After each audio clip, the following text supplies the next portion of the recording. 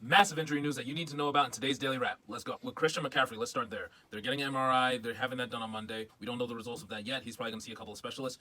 Kyle Shanahan just came out and said that he hopes that CMC is going to play. Hopefully he knows more information than we do, and that leans to him playing. If not, it is going to be the Elijah Mitchell, Jordan Mason show. He did mention that Elijah Mitchell didn't play a lot because he didn't get a lot of practice reps the week before, so that is going to be more concerning in those who are wanting to put a big waiver wire price on Jordan Mason. Deebo's X-rays are negative, and he's considered day-to-day, so I do think he's going to be able to go next Monday.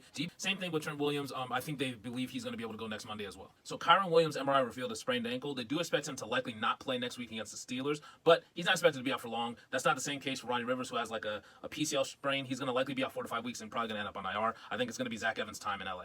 Dan Campbell said David Montgomery will be out for a little bit. And so the one thing about the Lions, there's some coaches who just kind of lie and try to fluff you up. Dan Campbell kind of just tells you the truth, so I do expect him to miss multiple weeks now. I do think Craig Reynolds will be a nice pickup, and Jahmyr Gibbs, if he does play, will be a major upside play. So Trevor Lawrence, he sprained his knee at the end of the Colts game and kind of like some useless minutes. He was a DNP in their estimated practice today on Monday because they have the game on Thursday. So I actually don't know if he's going to play. I would expect him not to. And even if he did, he was still going to be outside of my top 12 because of the Saints matchup. So Justin Fields is officially doubtful according to their head coach. He dislocated his thumb on Sunday, and he was having trouble like gripping the ball. So I do think that this could potentially extend longer than 1 week as well. Badgett is going to be the backup, and I wouldn't be surprised if like they have a very consolidated plan for him. He was really targeting DJ Moore as well, so keep an eye on that. But also keep an eye on the Raiders DST because they've actually been playing really well, and they're going to get the Bears this week. Initial scans for Josh Allen seem fine, but it's definitely something to keep an eye on as we travel throughout this week. They play the Patriots this week.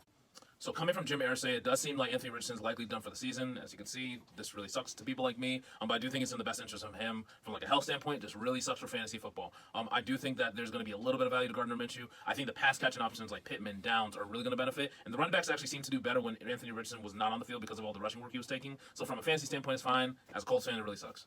Chris Olave was also limited with the toe. It was at least nice to see him still have that burst and make some big plays. So I do think he's going to be a great option on Thursday night. Jimmy Garoppolo is still going under follow-up test for this back injury that he suffered. Wouldn't be surprising if you see like Brian Hoyer start this week. So there was a lot of internet discussion about this, but Frank Reich is finally turning over his play calling duties to Thomas Brown, who's like a really good play caller. So we're going to see what they have going into the bye week and coming out of it. Bryce Young is going to be facing C.J. Stroud and the Texans on the backside. So I do think it's going to be interesting to see how the offense performs.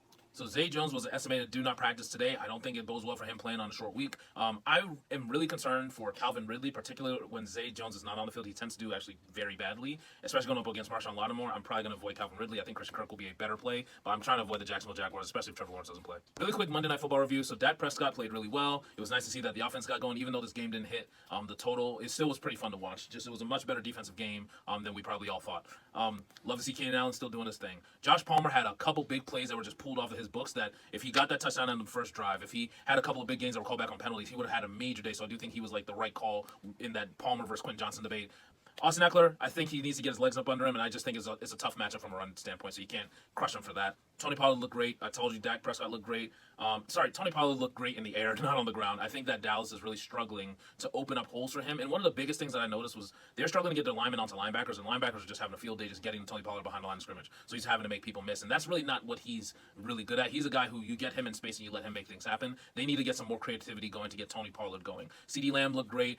He was a mismatch all night. It was nice to see Brandon Cooks get going. Hopefully we see more and more of that because Dak looked really comfortable throwing it his way as well. Jake Ferguson, there were clearly opportunities. We saw this all night, but Dak needs to just pull the trigger on some of those things. So yeah, all in all, really good game. Justin Herbert, the way that it started, you were hoping he would have a much more big day, but he still was pretty solid. So all in all, for a lower scoring game, pretty good for all the big fantasy assets.